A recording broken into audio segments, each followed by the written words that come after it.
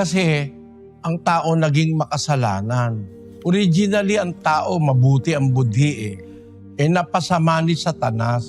Yung budhi ni Eva, yung isip ni Eva, napasama. 11:3 ng 2 Korinto.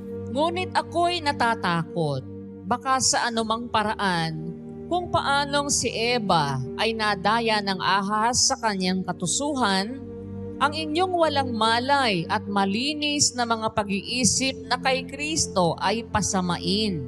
Kakapagpasama ng isip ang dyablo. Como ang mga tao ngayon napapasama ng dyablo. Sabi ni Pablo, lagi akong nagsasanay. Ang ibig sabihin nung lagi nagsasanay, kasi napulyot na yung isip saka yung puso ng tao. Lagi akong nagsasanay na magkaroon ng isang budhi na walang kapaslangan sa Diyos at sa mga tao. Ibig sabihin, para magkaroon ka nun, pagsasanay